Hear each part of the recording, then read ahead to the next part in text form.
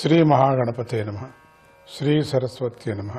శ్రీపాదవల్లభ నరసింహ సరస్వతి శ్రీ గురు దత్తాత్రేయాయ నమః. ఈ అధ్యాయంలో జడభరతుడిని భద్రకాళీమాత రక్షించటం వివరించబడింది.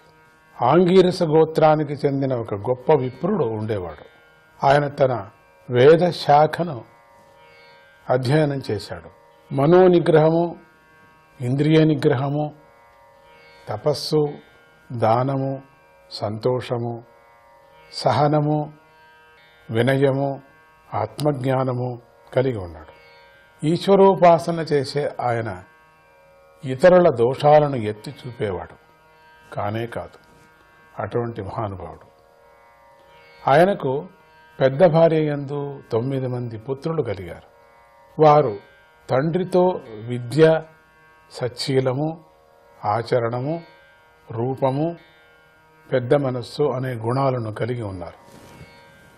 చిన్న భార్య యందు ఆయనకు కవలలుగా ఒక కొడుకు, ఒక కూతురు కలిగారు. గొప్ప భగవద్భక్తుడు, రాజర్షి అయిన భరత మహారాజు లేడి జన్మ అయిన తరువాత విప్రుడై కవల పిల్లలలోని మగపిల్లవాడిగా పుట్టాడు. భరతుడికి ఇది ఆఖరి జన్మ అని మహాత్ములు చెప్పారు. అప్పుడు కూడా భరతుడు తనకు బంధువుల యందు ఆసక్తి కలుగుతుందేమో అని ఎంతో కలత చెందేవాడు.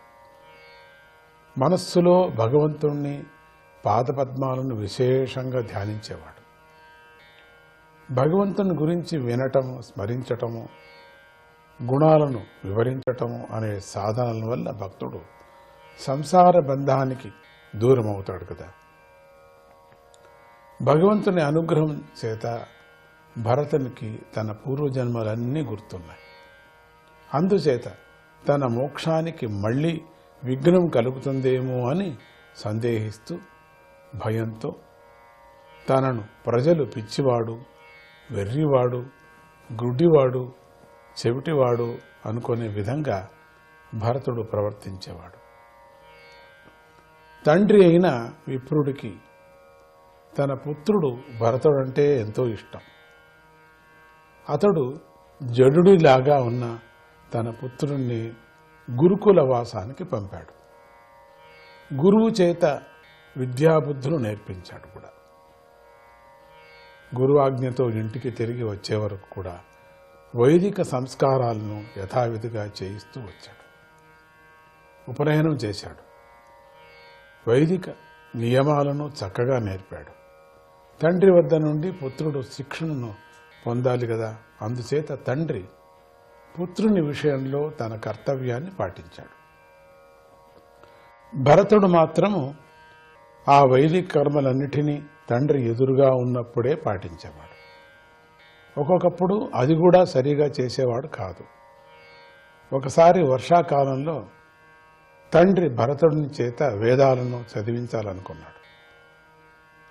ముందుగా గాయత్రి మంత్రాన్ని ఉపదేశించాడు. తర్వాత వసంత, గ్రీష్మ ఋతువుల్లో చైత్ర, వైశాఖ, జ్యేష్ఠ, ఆషాఢ మాసాల్లో నిరంతరంగా వేదాన్ని వల్లి వేయించాడు. అయినా కూడా మంత్రాలన్నిటికీ తల్లి ఓంకారం కదా. 3 వ్యాహృతులతో కూడి ఉన్నటువంటి గాయత్రి మంత్రాన్ని భరతుడు సరిగ్గా నేర్చుకోలేకపోయాడు. ఆ తండ్రి మాత్రం పుత్రుణ్ణి తనతో సమానంగా భావించుకునేవాడు. నిండా పుత్ర ప్రేమలో మునిగిపోయాడు. తన పుత్రుడు చక్కగా విద్య నేర్చుకోవాలని ఆయనకు పట్టుదలగా ఉండేది. బ్రహ్మచారి అయినటువంటి తన పుత్రుడికి ఇష్టం లేకపోయినప్పటికి కూడా వాడికి వేదాధ్యయనము, వేదోక్తములైన వ్రతాలను అనుష్ఠానం చేసుకోవటము, వాడితో చేయించడం, ఆ వ్రతాలన్నీ కూడా బ్రహ్మచారి నియమాలు, గురు శుశ్రూష, అగ్నిసేవ మొదలైన వేదోక్త కర్మల యందు శిక్షణ ఇవ్వసాగాడు.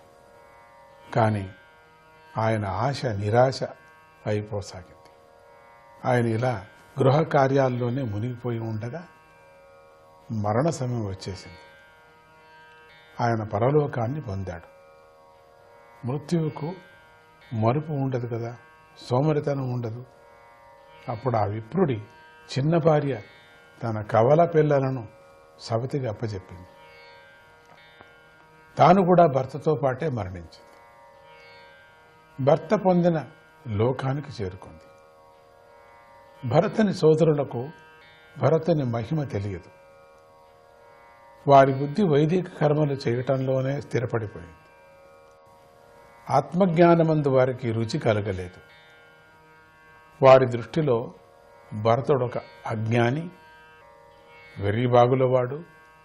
ఆ కారణం చేత తండ్రి భరతునికి నేర్పిన శిక్షను వారు నేర్పించలేదు. అటువంటి శిక్షణ ఇవ్వలేదు. వారు ఇష్టపడలేదు కూడా. 2 కాళ్ల పశువుల లాంటి మూర్ఖజనులు అయినటువంటి వారు భరతుడిని ఓరి పిచ్చివాడా, వెర్రివాడా, చెవిటివాడా అని పిలిచేవారు. భరతుడు ఆ పిలుపుకు తగినట్లుగానే వారితో మాట్లాడేవాడు. వారు బలత్కారంగా భరతుని చేత పనులు చేయించేవారు. భరతుడు వారి కోరిక ప్రకారం పనులను చేసేవాడు. చాకరీ చేయించుకొని కొందరు తిండి పెట్టేవారు, మరికొందరు కూలీ ఇచ్చేవారు. ఆ విధంగా భరతుడికి ఆహారం దొరికేది. ఒక్కొక్కప్పుడు బిచ్చమెత్తుకొని తినేవాడు. అప్పుడు ఆహారం తనకు సరిపోయినా సరిపోకపోయినా రుచిగా ఉన్నటువంటి చెడిపోయిన దానిని భరతుడు తినేవాడు. అది రుచిగా ఉన్నప్పటికి కూడా దాన్ని వదిలేసి చెడిపోయినప్పటికి కూడా రుచిగా ఉందో చెడిగా ఉందో దాన్ని తినేవాడు. అది కూడా తన ప్రాణాలను నిలుపుకోవటానికి మాత్రమే తినేవాడు, కానీ రుచులను ఆస్వాదించటం కోసం మాత్రం తినేవాడు కాదు. ఆత్మానందంతో పూర్ణమై గొప్పగా ఉంది కదా. ఏ కాలమందైనా కూడా బయటి కారణాల చేత అది కొత్తగా పుట్టేది కాదు. ఆ ఆనందమందు అనుభవించేవాడు. అనుభవించదగినది అనే భేదాలు ఉండవు కదా. అది ఆత్మజ్ఞాన రూపంగా అనుభవానికి వస్తుంది. ఆ అనుభవం భరతుడికి కలిగింది కనుక ఆయన సుఖదుఖాలు, చలి, వేడి, మానాపమానాలు అనేటువంటి ద్వంద్వాలను విడిచిపెట్టి ఉన్నాడు. చలిలోనూ, ఎండలోనూ, గాలిలోనూ, వర్షంలోనూ కూడా ఏ వస్త్రాన్ని కప్పుకోకుండా ఎద్దులాగా తిరుగుతూ ఉండేవాడు. ఇది అవధూత లక్షణాలు కూడా అవుతాయి. దేహమందు నేను అనేటువంటి ఆధ్యాస కూడా ఉండేది కాదు. దేహమే నేను అనేది పొరపాటు. దేహం నేను కాదు అని తెలివి కలిగి ఉండటం జ్ఞానం. అది భరతుడికి ఉంది కనుకనే జడభరతుడు తట్టుకోలేని చలిలో అయినా, తీవ్రమైన మండు టెండల్లో కూడా అయినా, గాలిలో అయినా, వర్షంలో అయినా ఎద్దులాగా ప్రవర్తించేవాడు. తన దేహంపై వస్త్రాన్ని కూడా కప్పుకోకుండా తిరిగేవాడు. భరతుడు ఏమీ తినకపోయినా తీర్చిదిద్దినటువంటి అవయవ యొక్క భాగాలతో చక్కగాను పుష్టిగాను ఉండేవాడు. అతడు నేలపై పడుకోవటం చేత తలంటు పోసుకునేవాడు కాదు. అప్పుడప్పుడు స్నానం కూడా చేసేవాడు కాదు. కనుకనే ఆయన మట్టిలో మాణిక్యంలాగా ఉండేవాడు. అంటే తనలోని బ్రహ్మ తేజస్సు ప్రకటం కానివ్వకోకుండా మలినంగానే ఉండేవాడు. ఎంత భావం చూడండి. కృష్ణ